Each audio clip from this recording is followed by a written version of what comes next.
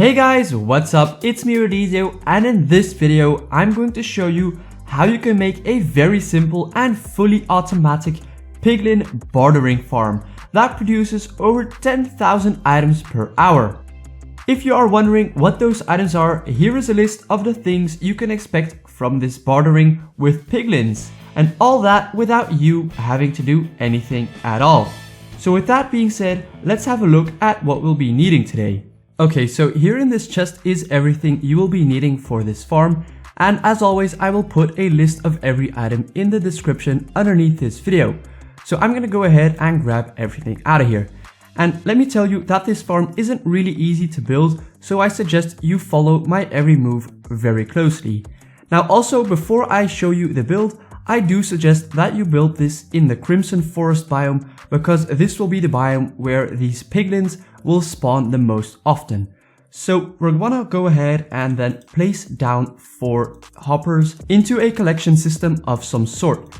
Now, I do suggest that you link up these hoppers with chests in this direction, if you know what I mean, and do not link them up like this, because then these chests will overflow way too quickly, because this farm is really fast, let me tell you. So yeah, that is why you want to place down your chests like this, like I did over there.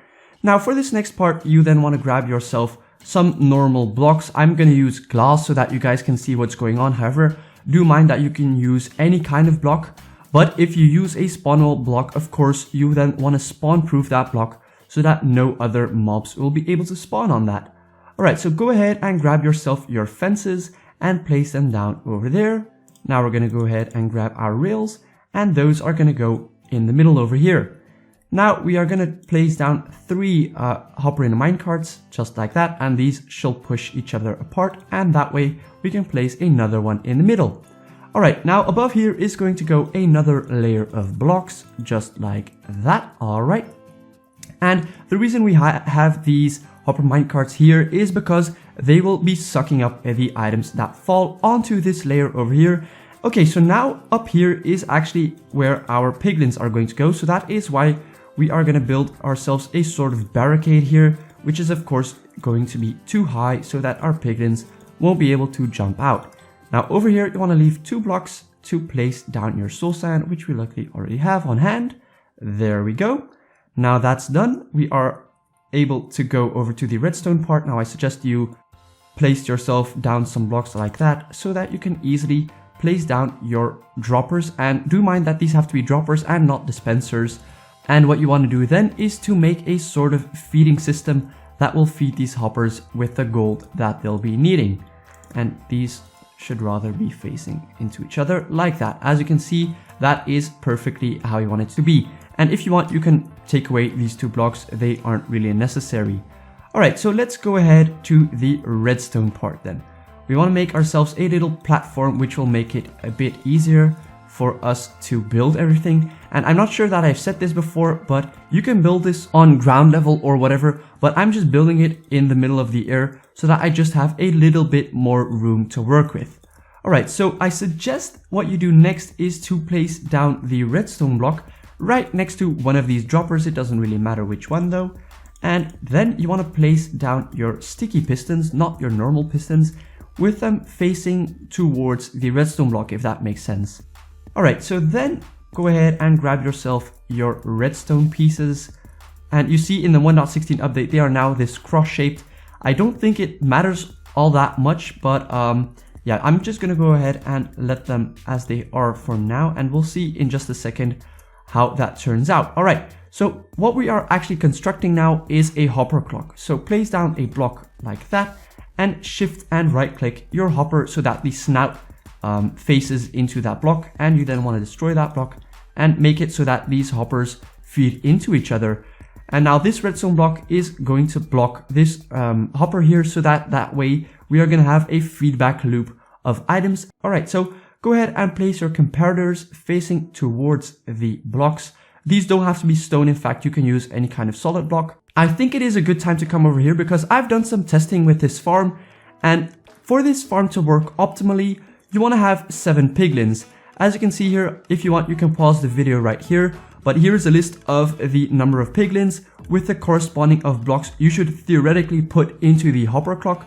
However, from my experiments, that didn't always be the case, because in the real world, calculations are always a bit different. Now you can see here in this list, the amount of blocks in the hopper clock goes down, and when you reach this critical point of 3 blocks, adding any more piglins won't actually increase the efficiency of the farm that much. So that is why we are going to go ahead with 7 piglins and 3 blocks into the hopper clock. And what these items have to be doesn't matter at all, so that is why we are just going to go ahead and grab, you know what, we're going to go ahead and grab some diamonds, because why not, right? I'll say it again, you can use any kind of block. These diamonds don't have to be diamonds if you don't want them to. Okay, so now what you want to do is you want to fill up this chest with as much gold as you want, essentially. Now, I don't know how much gold you have on hand, or if you have a gold farm or not, but luckily I am creative and I can fill this up in just a simple mouse clicks. Alright, there you go. Now, if you want, you can also add a toggle switch to this farm, and that is simply by adding a lever to the side of this block over here and just turning that on, and that way the farm will stop running for a minute, and that will give us time to do the rest. Now, if you were wondering why we had these 2 slabs in here, that is basically to spawn proof these blocks over here so that no other mobs will spawn on them. Now, I also suggest that you put some torches around here somewhere so that there isn't enough light levels to make these spawnable blocks anyway. So there we go, we're going to take away these blocks as well. Now what we're going to do next is to place down 2 trapdoors on these blocks over here, and that is going to improve the efficiency of our farm. Now, as I said before, you are now going to go ahead and grab 7 piglins. However, I am in creative and I'm not going to bother with the minecart rail system to bring up 7 of these piglins over here into this farm. I'm just going to spawn in 7 fully adult piglins, and do mind that these have to be fully adults. Now, if they are, however, small ones, they will be able to run out of here, but I think that if you are going to go ahead and grab them with the minecarts, you won't be putting in the small ones, but we have 3 already. Now that's 4, 5, 6, and 7. There we go. That is 7 piglins. Alright, so now what you want to do is, of course, to grab yourself an anvil, because we all know that entities and mobs will despawn if you don't give them a name. So that is why we are going to go ahead and name them. Now, what you essentially name these piglins doesn't really matter, but I've just named them subscribe if you haven't already, and like Mike. So what we're going to do now is to name these little piglins, and I might suggest that you do this beforehand when you actually bring them in with your minecarts. Now let's go ahead and turn this farm on, and you'll see that the gold ingots shall be dropped onto the soul sand, and in fact soul sand is just a teeny tiny bit smaller than your normal blocks, and that way your piglins will be able to pick up the gold and on their turn then turn the gold into your very precious loot, which will eventually of course end up in here. So now let's go ahead and turn on this farm like that, and you'll see that this farm will kick into action like a piece of cake. And guys, that is how you build an easy bartering farm without having any problems whatsoever.